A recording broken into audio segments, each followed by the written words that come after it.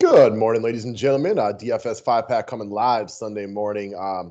We did the video a couple days ago, but since then, a couple of COVID, couple of injuries, couple of matchups changed according to what our reports and notes had said. So we wanted to change up who we were talking about this week. And we figured what better time than Sunday morning when y'all are sitting around enjoying a Bloody Mary or maybe some coffee like my old ass. And let's talk some football, young man. Yeah, I'm hyped to make a second video with you on Sunday morning. I feel like with not having multiple sports right now, it was easier for us to do this. And hopefully we get a lot of views on this and we can make more of them. That works for me. Never hesitate to click the thumbs up button. You won't make us mad at all. Mm-hmm. And we brought it up the other day. And a couple of our picks will be the same today, and a couple of them will be a little bit different. But one of the other things is the NFL package is down in price. Obviously, we're a little way through the season right now. What you get for the NFL package is the rest of the season, week 7 through 17 playoffs, both cash and GPP. We got private videos for damn near every slate up on DraftKings these days. We go through lineup construction on showdowns. You're going to get more personal attention from us, and you're probably going to get from almost any other tout in the industry. So website is down below. Feel free to grab yourself one. You get to pay a funny number. Everything works. I was going to say, you're probably going to go get more personal attention from us than you are your significant other. Well, it could be possible. Depends who your significant other is, but it's definitely not crazy. Sure. All right, guys, and the last thing before we get into today's picks, guys, never forget about the overlay promo we're running. So since the matchup shop opened a month and a half ago, or whatever it was, overlay has grown quickly. And for me, I can even just tell, like, watching their Twitter followers grow exponentially daily now compared to the way it was before. We're both excited about the tournament progressive jackpot today, but, like, the matchup shop just got some great picks in it every day. It's a lot of fun. Just picking Carson Wentz over Daniel Jones the other night. I mean, for, not a lot of money, I don't remember being that excited over DFS because it's the 1v1 matchup that just makes it so easy for something to root for. I know you don't even play a ton of lineups, but you're going to have, 3 or 4 going today? I'll have just as many, if not more. Like, it's difficult to figure out what it is you're excited about. Yeah, exactly. I love that. I've talked to you about that for years, it seems like, and I'm 100% with you on that point. I know when we first met, you used to play head-to-head a little bit on DK just so you knew who you were rooting for because it was more fun. A lot bit. You're right. 100% right there. I know you don't do that anymore, but I mean, that whole point made sense back in the day, guys. So subscribe to the station if you're new to it. We'll run through this one really quickly. We brought up Kyler Murray the other day. This hasn't changed. The only detractor I have on Kyler Murray is there's other good options, right? Like, this game is primed to blow up. Doesn't mean it will, but I think most DFS evaluators, sports bettors, NFL analysts expect a good offensive performance between Seattle and Arizona tonight. Kyler Murray has actually played poorly a couple times this year and still had monster DFS scores. You got to love a floor like that. And when you're going up against Seattle, this is a prime time to hit a ceiling type of game. Yeah, it really is. So there's a lot to like about Murray on this slate. The only reason, you wouldn't find him in your lineup is because there's plenty of other good QBs on this slate. It has nothing to do with not liking Murray. As you mentioned, as we've talked about all week, he hasn't even been that great with his arm this year, still putting up monster DK points. The big game's coming. We know about Seattle's defense. This game should have a ton of points. Late night hammer. I mean, there isn't much not to like here. Yeah, again, if you don't play him, it's because there's other quality options out there. So I got a question for you, and I know this is the kind of thing that you usually get into a little bit more than I do maybe. Do you like the fact that he just played a big primetime game back in his home kind of area, and it looked like he was a little bit nervous? So, like, rolling into this week, I kind of feel like maybe almost like the pressure's off him a little bit. Like, that was a bigger deal to him. And while this should be a big deal game, I just did this. I feel really good right now. I don't disagree with that at all. I hadn't even thought about that point, but I'm about it. Yeah, it may mean absolutely nothing. We're not sitting here telling you that means anything. It just, I was kind of thinking about that one last night. Mm-hmm. All right, next up, we mentioned him again earlier this week as well. I think Mixon being out for the Cincinnati Bengals when it comes to Joe Burrow could be both a bad and a good thing. So for me, it's almost like I can see why it could be good. I can see why it'd be bad. So it doesn't really influence my decision one way or the other. The bad part is you're missing one of your better offensive players. The good part is, trust me, guys, they impound the rock 25 times with Gio Bernard, and we'll get into him in a little bit. Yeah, I'm with you, man. Like, we don't know exactly how it's going to play out. Their offense is not going to be as good without Joe Mixon, but that just might mean they pass more with Burrow. So we don't know exactly how it's going to play out. It's one of those situations you talk about all the time. You can make good cases for it and against it for having Mixon in or out. in my opinion, and again, this is just my opinion. We don't know. We'll have to wait and see how the game plays out. I just don't think it affects him all that much. I think this game is competitive, high scoring. I think Burrow throws a ton. He's going to be missing one of his better options in Mixon. That's also going to be taking carries away. I think it's a wash. Yeah, okay. That's kind of the way I looked at it as well. And we'll talk about Gio Bernard here momentarily, as in right now. So, one, I checked with DraftKings on this. You do not get extra points for having the sweetest mustache in the game on your profile picture. So I thought maybe that might be a thing. Apparently it's not. No extra points for sweet facial hair. We got no Joe Mixon this week. Here's my question for you, and I don't think you're going to have the right answer on here because I don't think anybody does. Do you think if Aaron Jones gets ruled out and Jamal Williams becomes the factor, what do you think that does to Giovanni Bernard's ownership? Do you think that cuts it down at all? It definitely cuts it down. And I'm already seeing on overlay they've taken off the board the Adams Jones matchup. Is he out? Do you know if anything has come out this morning?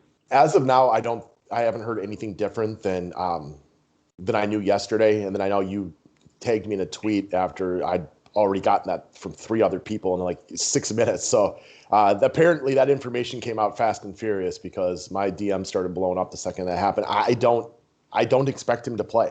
The Packers are cautious. I do think Aaron Jones is out today.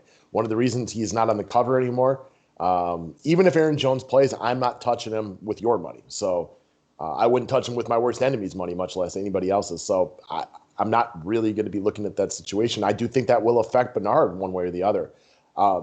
It becomes more intriguing now because I don't know what his ownership was. He was going to be big-time chalk 24 hours ago. Yeah, agreed. I don't know what his ownership is going to be either. It's an interesting one. I mean, I don't think he's going to be unowned, but your question was whether, Aaron Jones being out affects his ownership. And I think there's no doubt 100% yes to that answer that question. Do you think Jamal Williams becomes more popular than Bernard? I do. Okay. And I like Jamal Williams. As a Packer fan, as you can see right here, I'm wearing my Randall Cobb jersey in honor of Cobb taking on the Packers today. Rooting for the Packers, not for Cobb, obviously. I do think Jamal Williams is a great play. Is A.J. Dillon going to take some carries? Probably. I would assume so, but I don't think they trust Dillon in the passing game at all. So I think Williams is the guy right there. And I think you can definitely run the chalk running back everybody knows about and Bernard Williams together. But if it was up to me, my priority would be Williams. I agree. I was thinking about this a lot last night, though. For me, and I started this week loving Aaron Rodgers. I don't know if you remember. And I think that's what I'm going to go back to. I just think that he has a monster game here, and I'll play Williams with him. But I like Williams more than Bernard. But I think they're both obviously wildly in play. They're both going to get a good amount of ownership. Yeah, I would have thought, if you would have asked me pre-Aaron Jones information, I would have said Bernard's 80% in cash and probably 50% in GPPs. I think that's probably going to shift down to more 60-30. Yeah, something like that. Okay, so do what you want with it. And honestly, my predictions on Giovanni Bernard are very vanilla. And what I mean by that, I kind of think dude rolls into 10 to 15 points you can win with or without him. I agree wholeheartedly. Okay. Next up, Scary Terry McLaurin. So the guy that I woke up with a lot of questions to already this Sunday morning. If I wake up with 12 messages, emails, tweets, and stuff like that, I swear almost all of them are about Terry McLaurin. Question 1, are you scared of the fact that he has a new quarterback in there? I don't think a quarterback upgrade is something I'm scared of personally.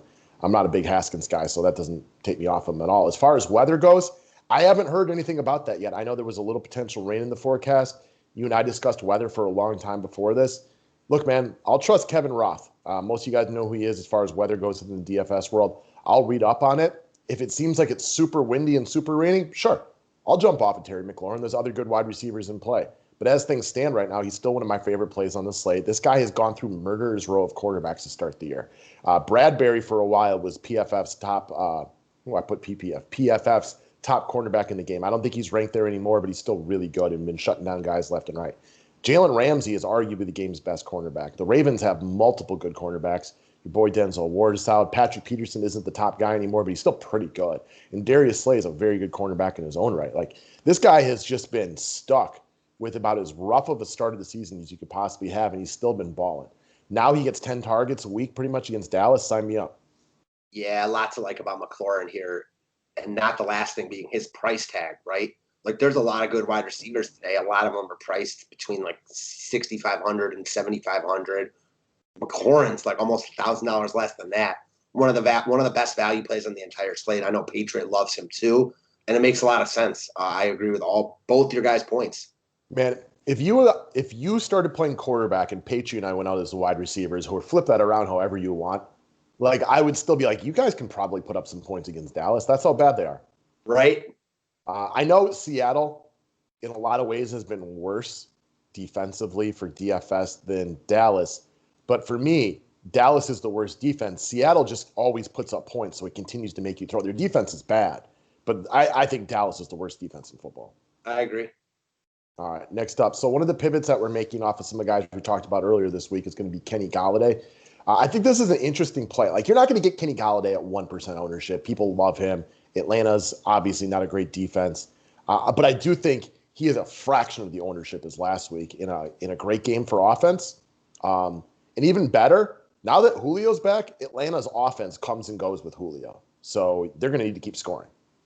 Yeah, man. And you talked about it like earlier in this week. Detroit just didn't need to throw a lot last week. They controlled that whole game. They ran 3 touchdowns in. I like Detroit a lot in this spot, going right back there. They're not going to get nearly the love they did last week, partly because they let down last week, but more because there's so many good plays this week. So as with basically everyone we're talking about, it's hard to say any of these guys are musts, but I like Golladay a lot. I think he's going a little bit under the radar, and his upside's massive in a matchup with another defense that leaves a lot to be desired. We'll say that.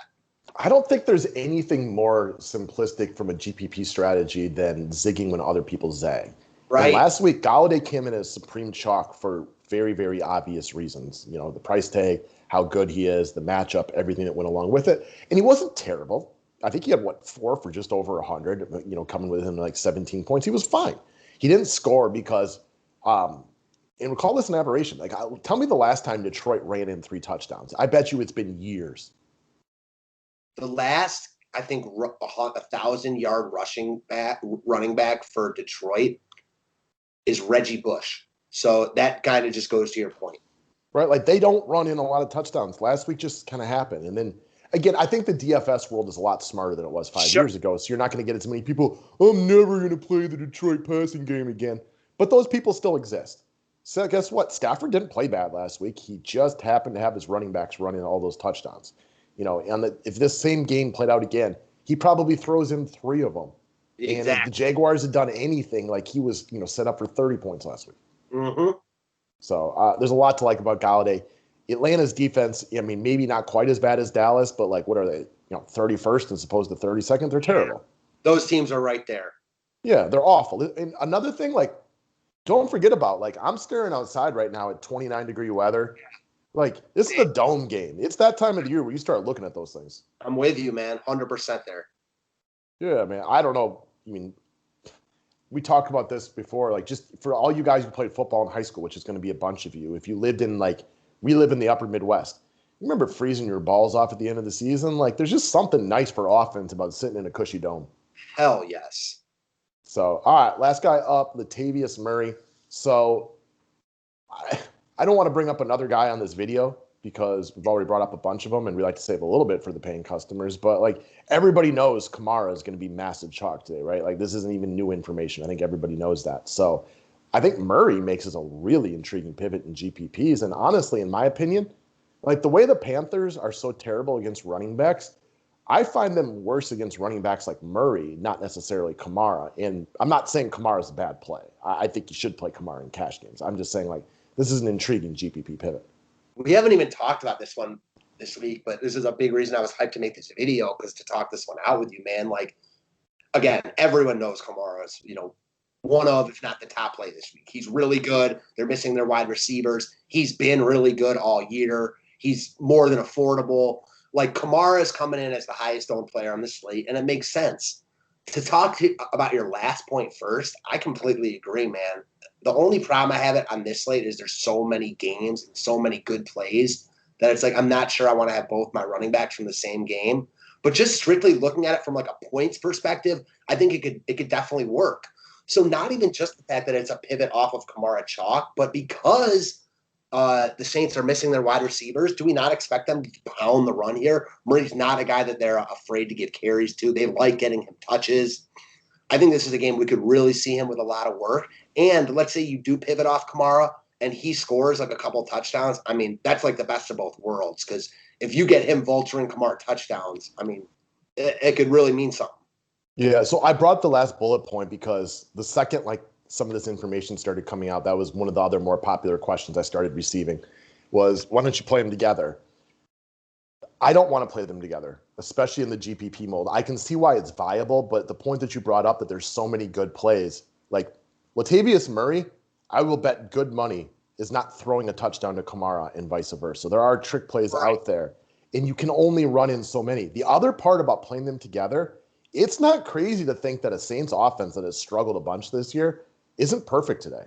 And if these running backs are doing a good job on the ground, it's also going to be a slower, lower possession game. So there are weeks where I do think it would be a viable play, but not this week. Not with all the crush spots on there. They can't both score the rushing touchdowns. And it's possible they each get one, but like I'm going to bet every dollar I have in the world they're not each getting two. Like it could happen, but like I'll bet against it. Yeah, exactly. Like it, of course, it could happen, but it's just, man, like to bet on that is very difficult. But we see Mila Kunis could knock on my front door right now, but I'm not going to bet on that one. I just don't think Murray's going to get like any love on this slate. Do you? My guess, I don't know, 5%. Yeah, something like that. And like if he, obviously, you're banking on him taking a touchdown or two from Kamara, but if that happens and Kamara's like just pedestrian, I mean, you got a leg up just from that right there. And also, I mean, just to elaborate on this, I don't think you need, if you fade Kamara in GPPs, I don't think you have to play Murray. Well, I was to your other point, like I think you could just fade the Saints if you think they're going to struggle today. Yeah, like, and they might. I mean, listen, the point being also like you could make a roster of like your best plays on this slate, and you're going to be fading like at least 3 spots that could potentially go off, no matter who it is. Yeah, and I'm 100% with playing Kamara in cash. Like, I don't even, I mean, that's just, it's the logical play. We've seen Kamara falter a little bit in that spot lately, but he hasn't been terrible. He just is, his floor has been a little lower than you wanted.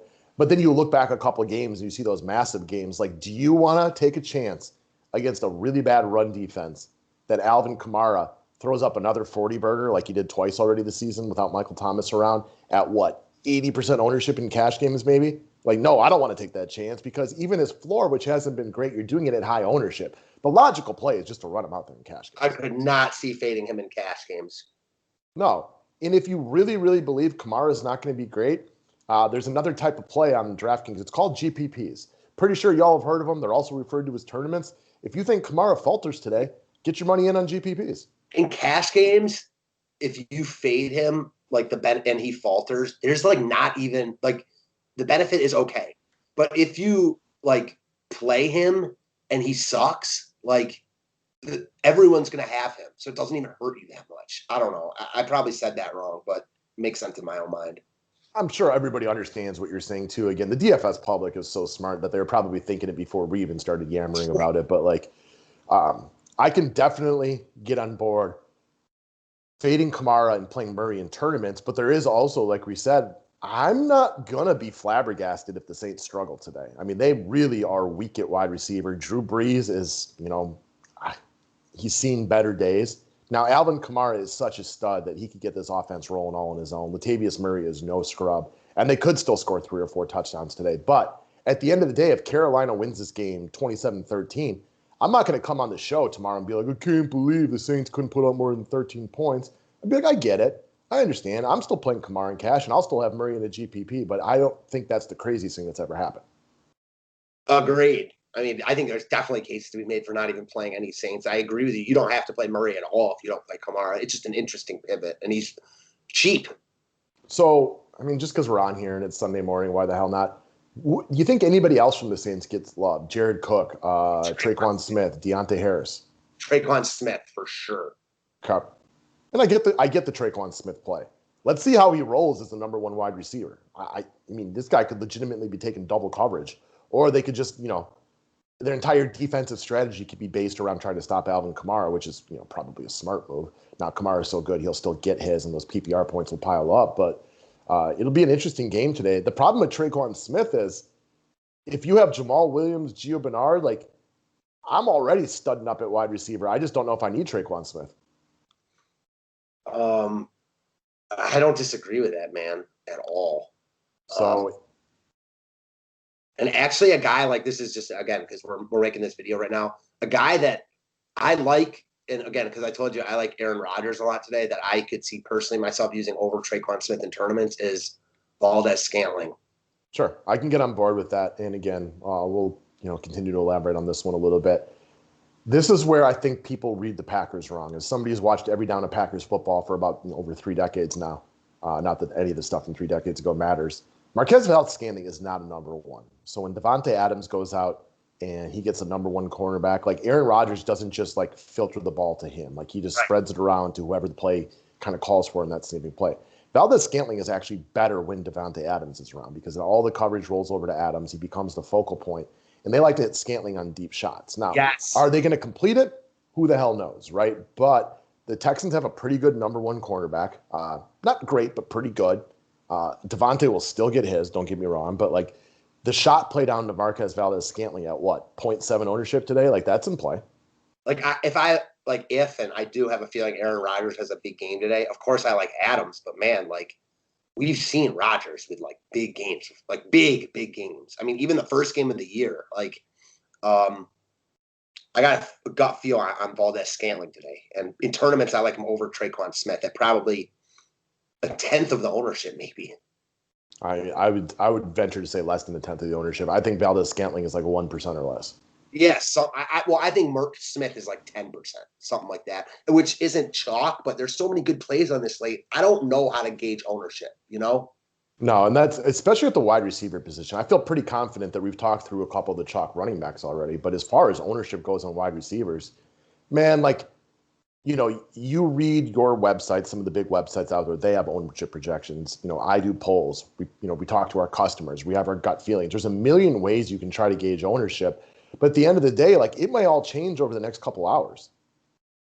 Of course. And also, like, if one guy happens to be like double the ownership that the projections have, then it changes everyone else, Like right now I'm looking at projections that have McLaurin at like 16% owned, which is like the third highest wide receiver. So that's high, you know what I mean? But I could see him being 35% owned. Right. I think when you do look at, we can all agree that the projection, like, percentages are always wrong. Like it's who's going to be owned over who. I'm with you. They're significantly more accurate, exactly ranking them as far as who is higher owned. But as far as the percentages, they're never even close, which is kind of why I gave up looking at them for the most part years ago. That doesn't mean there isn't credence in looking at them, but I found myself making worse decisions based on that than I did if I actually knew the numbers. And it's a tough game. McLaurin will be higher than 16%, though. Agreed. I don't know what the number will be, though. Yeah, because receivers loaded. I mean, if you want to break open the DraftKings slate right now and talk to the wide receiver position, and you want to start playing, Stephen A. Smith versus Max Kellerman, man, there's about 15 wide receivers on that list I can make a really, really good case for. And some of them are going to get no ownership. So then sometimes I know we like the low on guys in GPPs. The problem is if that 20% guy goes off, see Derrick Henry last week, and you don't have him, like, that sucks. Play who you want. Definitely play who you want. I mean, every NFL slate's been like that, but this one specifically, there's so many good plays. I wouldn't even bother concerning yourself with ownership and all that. Just play who you want. I'm with you. Yeah, there's a lot of them. I definitely, I know we broke down like the early slate. No, not the early slate yet, but like the afternoon slate. I know that's something you've been dabbling in a little bit this year. Like, in a lot of ways, NFL cash games used to be really, really predictable. And the way things have changed via pricing and a couple other things the last few years, the main slate to me has become more of a crapshoot with all the games. So I know you've been dabbling and playing like the early and the afternoon as opposed to just focusing on the main slate. And I do think that's an interesting strategy for people to try to check out because I think it's easier to predict a 5-game slate than a 12-game slate. Of course, me too. So, you do you guys, you do whatever you're most comfortable with. And I think that's a good mantra for, DFS in general. And the other thing is, like, I always prefer to win with who I like. Yes. Or if I lose, I like to lose with my play, not because all of a sudden I got chickened out that I thought Gio Bernard was going to be too high owned or whatever it might be. Play who you want to play because win or lose, you're going to feel better about it. 100%. I mean, no doubt about that. And that applies for basically anything in life. Yeah. Yeah, that's not untrue at all. All right, guys. That about covers it for what we're looking at early today. Best of luck today. Get your money in an overlay. If you make an initial deposit today, make sure you hit me up with that screenshot so I can get you a free membership over here. We got a lot of videos out this week for customers. If you're interested in one, you know where the 5-pack memberships are to be purchased at the website link below. Go kick ass and win some money today, guys. I'd love to make this video longer, but we got to give the people time to watch it. That's a good point. All right, good luck. Thanks.